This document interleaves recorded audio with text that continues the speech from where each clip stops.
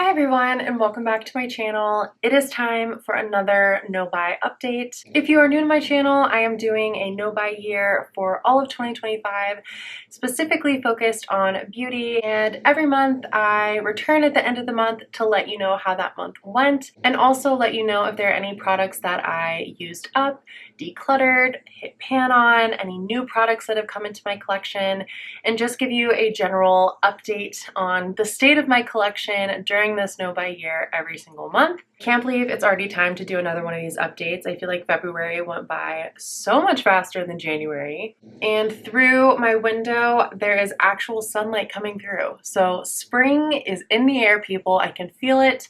It's on its way. We've almost made it through the cold, dark, and dreary winter, and I cannot wait for more sunshine. Clinically vitamin D deficient, truly. So, general overview of February. This month was hard. This was a lot harder. I feel like I got on here in January practically bragging about how easy it was to not buy stuff, and February put me to the test. I struggled. I think there's a combination of factors. One, the kind of newness of the no buy year had started to wear off in February, and it wasn't a novelty anymore. I wasn't feeling that like new year, very inspired, very motivated, very energized feeling. I was definitely feeling down in the doldrums, being stuck inside in the dark and cold winter. My general mood in February was definitely lower. We can blame the weather, we can blame life, but my general mood in February was just a lot lower, and I'm learning. I mean, I already knew this, but this no buy year is just kind of reinforcing the ways that I turn to makeup in particular, content about makeup and shopping for makeup and looking at makeup as a kind of dopamine hit when I'm starting to feel like my mood is trending downwards. So that definitely was rearing its ugly head in February. I felt much more compelled to look around on Ulta and Sephora and kind of put things in my cart and act as if I were shopping.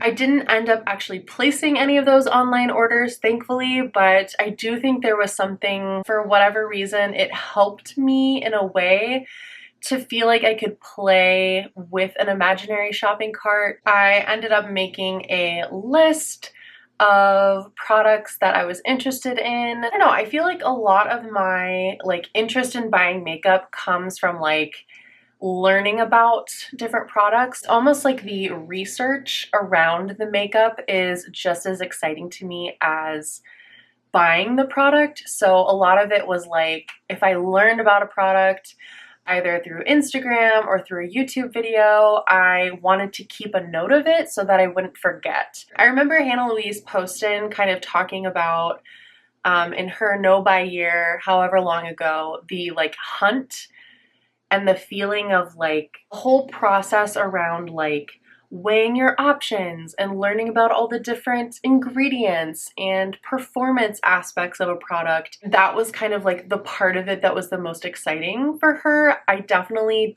feel that way. And that was something that I noticed a lot in February as I was kind of not buying, but shopping and sort of becoming informed about products that I knew I wasn't gonna buy, but there was just something fun about feeling like I was still in the makeup world, learning about makeup, and ultimately I ended up kind of trying to pivot that a little bit to learn more about application techniques, because I feel like there's only so many formulas under the sun. Yes, brands are innovating, and yes, there are new ingredients or combinations of ingredients that come out, but at the end of the day, a foundation is a foundation. An eyeshadow is an eyeshadow, you know? There's not so much variation in products that they are radically different, but what can feel different, at least when you're applying makeup, is changing up your application techniques. And so I ended up turning to a lot of makeup artists and MAC Cosmetics YouTube videos from years and years ago that were just kind of demonstrating how they apply things and how they use the same product in multiple ways.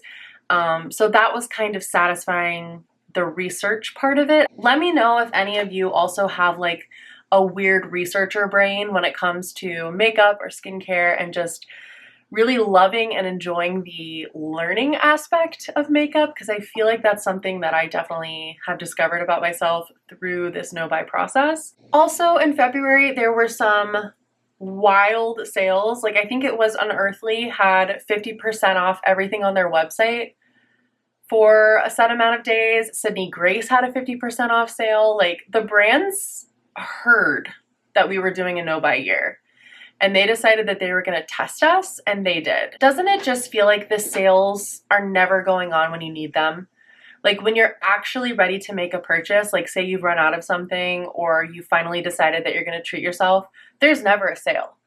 But when I've decided I'm not buying something or I don't need something, the sales are always happening. That's what February felt like. It was like, what is going on? Why are all of these brands trying to tempt me so hard? There were also a lot of new releases in February. The Valentine's eyeshadow palette phenomenon is like a thing. I feel like pretty much every indie brand released a Valentine's collection, and so there definitely was a feeling of being like bombarded with temptation at one point. I think I ended up deleting the Instagram app off my phone a couple of days where I was like, you know what, I just feel like I'm spending too much time on this app and I need to not look at it for the rest of the day. So overall vibe of February was definitely feeling the pressure, feeling like I was struggling a little bit more, and definitely noticing when like I needed to step away from things like Instagram. But I will say I did feel very motivated seeing the use on my products, which is what I'm going to show you in a minute. Emptying things, hitting pan on things. I feel like I had a really successful month in terms of using my own collection and getting to know some of my products a little bit more. That was really motivating. And at the end of the day, when I was like, I really wish I could just buy a bunch of stuff from Sydney Grace at 50% off, I tried to remind myself of how satisfying it would be if I hit pan on an eyeshadow, or on 2 eyeshadows, or on 3 eyeshadows, or if I finished something up, and just kind of tried to look at my own collection again. But I'm not gonna lie to you, there were some weak moments. There were definitely some weak moments in February, for sure. Last month I had 7 empties for January.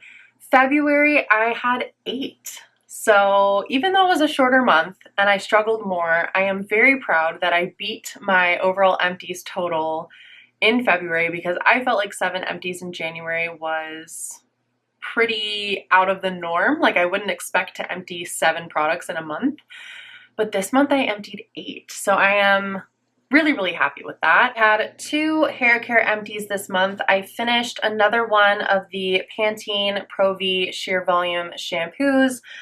I probably need to get the bigger size of this because I feel like I go through this really quickly. I do wash my hair most days though. I do have an oilier scalp and I just feel better when I wash my hair. So I do go through shampoo fairly quickly. And I know I had one of these empty in January as well. Conditioner though usually takes me forever to finish because I use such a small amount, but I did finish a conditioner.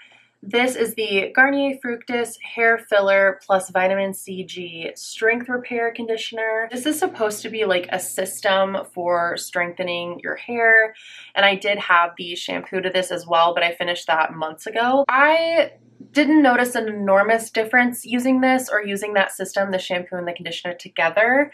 I think they were nice and they were good products, but I don't know that I would be able to look at my hair and say that it was repaired or strengthened or anything like that. I mean, maybe like as I'm using another conditioner now, maybe I will notice a difference and then I'll be able to say, oh wow, maybe that conditioner actually was making my hair stronger. But overall, it's not like something I'm dying to go repurchase, like I absolutely have to have in my shower at all times kind of a thing. I also had 2 skincare empties this month. So I finished the Elemis Pro Collagen Marine Cream. I finished an entire moisturizer in January and I finished an entire moisturizer in February. My skin is so freaking dry. You guys, like in the winter time, it is practically just impossible to keep the moisture in my skin.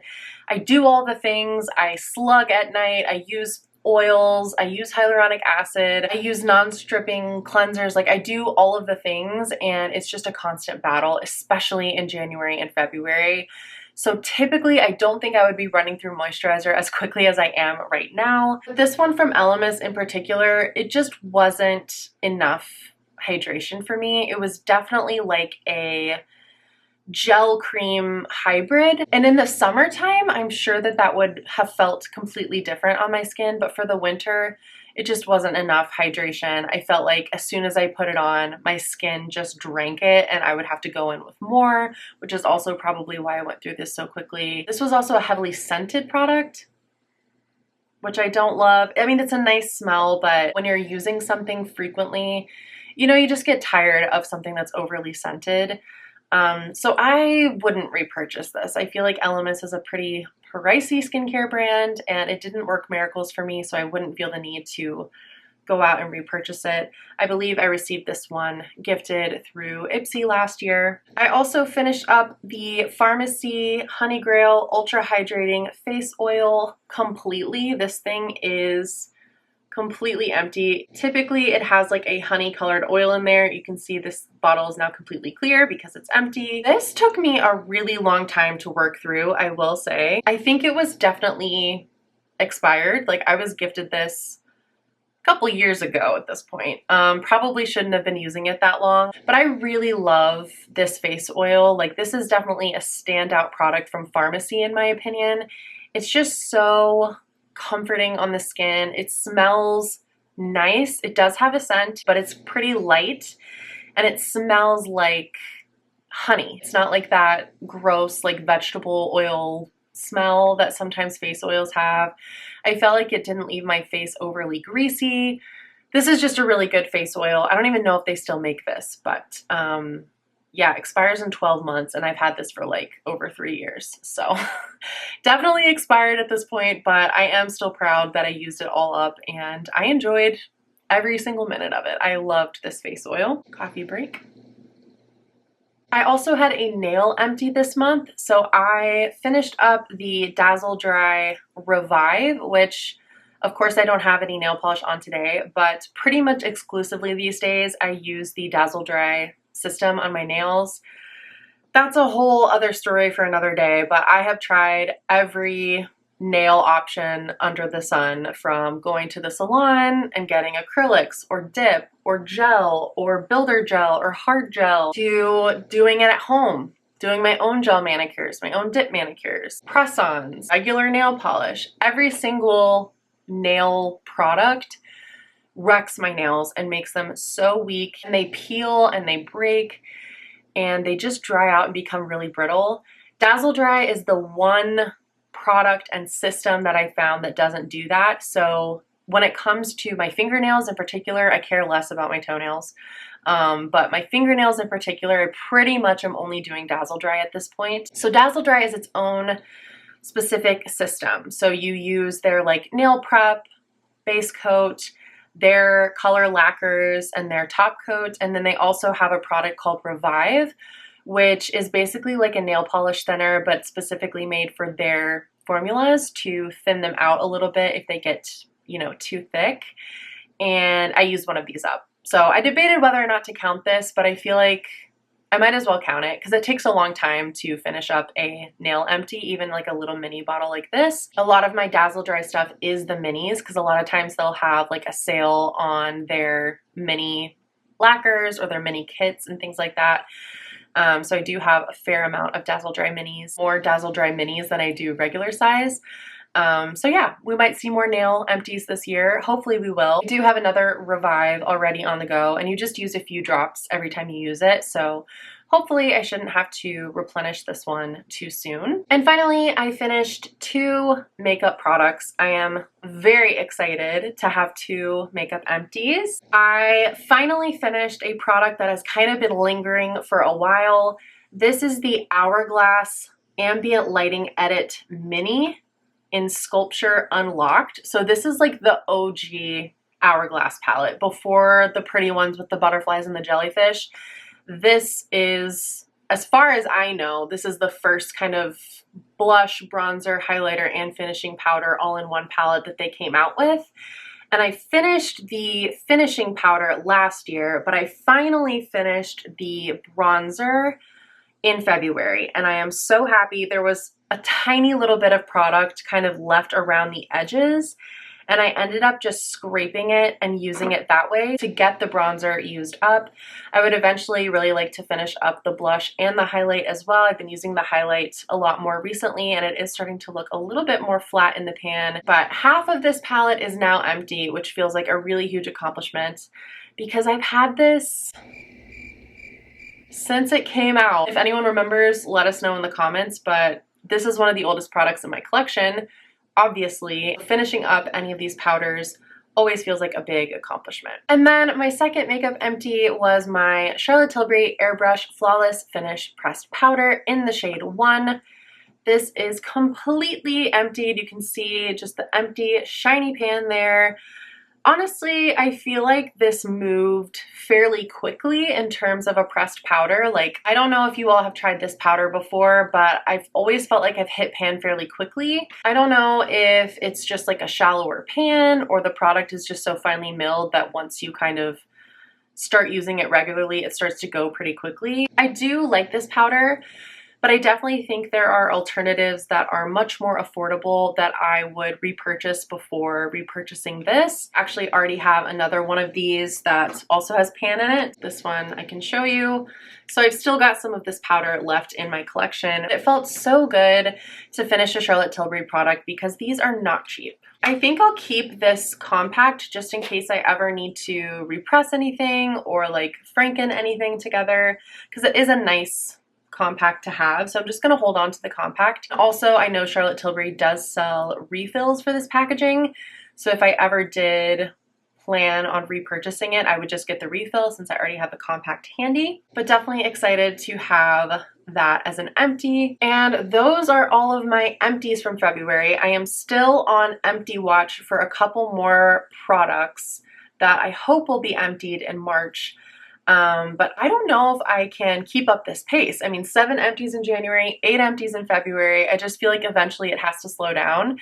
I must have just had a lot of products that were almost at their end. Whenever I see a product like that, I just think, let me go ahead and finish it so that I can have products moving out of my collection. And I'm really happy to see that the No Buy Year has been helpful in that way of helping me successfully move some things out. Speaking of moving things out, I actually have 2 products that I'm going to declutter from February. I talked about this in my January video, but I'm just trying to take it easy with the decluttering. I'm trying to use stuff as much as I can before just decluttering it right off the bat, like giving things a second and a third try to see if there's ways that I can make them work.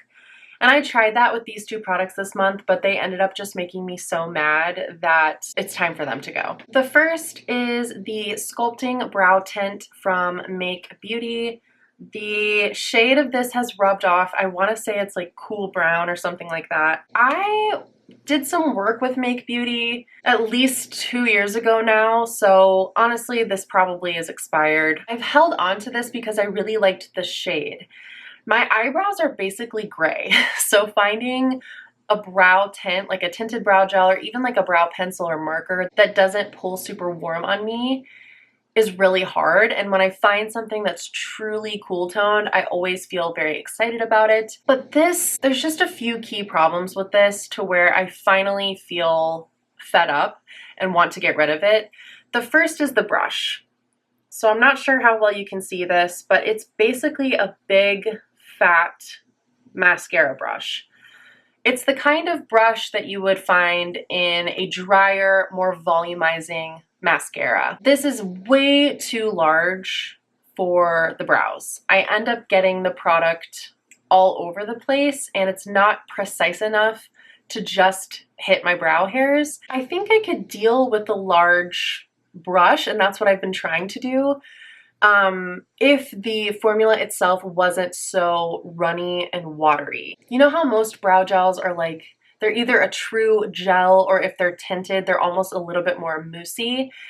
This is neither of those things. It's very runny, it's very watery and liquidy, and it just gets everywhere. It latches on to any little like peach fuzz type hairs that aren't brow hairs, as well as the skin under and around my brows, and it just makes my brows look way too messy.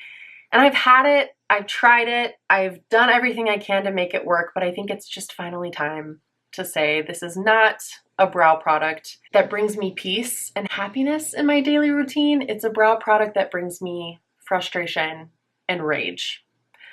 And we don't want that when we're getting ready in the morning. So I'm gonna declutter this one. And then another declutter product that just absolutely made me rage, made me fume, was this First Aid Beauty Ultra Repair Face Moisturizer with Sunscreen. Oh my God. I think I received this in an Ipsy box, and I was so excited because I know the First Aid Beauty Ultra Repair Face Moisturizer. I know it's safe for sensitive skin. I know it's hydrating. And I thought that the addition of SPF would be great because I'm always looking for extra sun protection, right? This, I think, is a mineral. Yeah, it's zinc oxide and octocrylene. I don't know if octocrylene is chemical, but I know zinc oxide is mineral. And you feel that zinc oxide on your face. It is chalky. And putting this on my already dry skin and then trying to put makeup on top, forget it. I looked like the Crypt Keeper. And for a while I thought it was my foundations. I'm like, oh my God, I can't use any of my foundations because my skin is so dry. And then I finally realized it was this, completely sucking any moisture out of my skin before putting my foundation on, so my foundation didn't stand a chance. And here's the thing. I know I could use this like on my neck or on my body, but it's not even fully sunscreen. Like, it's moisturizer with sunscreen in it. So I don't even know really how much sunscreen I'm getting. You know what I mean? Like, if this was just a pure sunscreen, it would be different. But I just am not a fan. I do not recommend this. I don't think that this is a good base for makeup, but I also don't think it looks good on your bare skin. It doesn't really blend in, and I'm like the fairest of the fair, so if it leaves a white cast on me, it definitely will leave a white cast on anybody who is not the color of paper. So yeah, you can tell I'm getting heated. I need to get this out of my life, so I'm allowing myself to declutter this. I did want to share some pans with you because I hit 3 pans in February. I'm so happy with that. 2 of which were in the same palette, which is actually one of the newest palettes I have, if not the newest. I hit 2 pans, what? In my Jason Wu Pearl Darling palette. I was gifted this from the brand, and I think I talked about this in my January palette like roundup ranking video. I can't stop using this. It is such a good everyday, all your bases covered, neutral matte palette, and every time I try to stop using this, I end up pulling it back out. Like, I love it. The pans I hit will probably come as no surprise to you. I hit pan in the lid setting shade, and then in this kind of gray taupey shade at the bottom here, which I've been using to fill in my brows. And of course, those are the 2 shades I feel like that are the easiest to hit pan in. But nevertheless, I am proud of my pans and really excited to have 2 pans in the same palette for one, but also in a palette that's pretty new to my collection. That being said, I do feel like the pans are a little bit shallow in here, but they're not like wildly shallow. We might see a few more pans from this palette as the year goes on. Yeah, that was just from organic use. I wasn't like specifically trying to hit pan in either of those shades, so that's pretty exciting. And then I also hit pan in my Too Faced Born This Way Natural Nudes palette, also in the lid setting shade. No judgments, a pan is a pan. It's the shade called Swan right here. This has been a long time coming, honestly. I feel like this has had a pretty significant dip for a while. But I've been enjoying dipping back into more of my neutral palettes, and yeah, this was a kind of gimme pan, but still, we're proud. We're proud of our 3 pans this month. Especially since I'm not doing any eyeshadow panning focused projects this year. Like, of course I would get the most pans when I'm not actually trying to, but it makes sense, right? Like, if you're just organically reaching for something a lot because you love it, the chances of you hitting pan are pretty likely. So fingers crossed we will have more pans coming up this year. I can't guarantee I'll have an eyeshadow pan to show you every single month, but that's 5 pans overall so far this year, which I'm really happy and excited about. I did have a few things come into my collection in February. Very excitingly, my sweet and lovely friend Steph from Steph DeFranco decluttered a couple of products to me. She, I think, has been decluttering her palettes and asked me if I wanted her Cosmic Beauty, formerly Cosmic Brushes, Muse palette. Of course I said yes. I have been dying to try this brand for the longest time, and I filmed actually the look that I'm wearing today with this palette. That should already be up on YouTube, I believe, but I'll link it down below if you missed it. Freaking stunning, gorgeous palette. You can go and click on that video if you want more details, but I was so excited to be able to try even in the midst of my no-buy year, and it's all because of you, Steph. So thank you. And then also in the package with the palette, Steph also included this little Stila lip gloss in the shade Synergy. It's like a rosy, mauvey, shimmery shade. It's really, really pretty. That's what that one looks like. That was a really nice surprise to get a little bonus lippy and a bonus eyeshadow palette this year. I feel so lucky to have such sweet friends who think of me like that, and yeah, it really made my month to get a new eyeshadow palette to play around with. And then I got PR or gifted products from 2 brands this month. I received the Wake Up Artist Under Eye Correcting Concealer from Morphe. This is a new launch from them. I got the shade Porcelain 2C. I just got this a few days ago, but I've already used it a couple of times, and I like it more than I thought I would. So keep your eyes peeled for a further review of this, probably over on Instagram or TikTok, but yeah, that was a nice surprise to receive a new launch from Morphe. And then I also received an incredibly generous package from Ardell Beauty, which, what?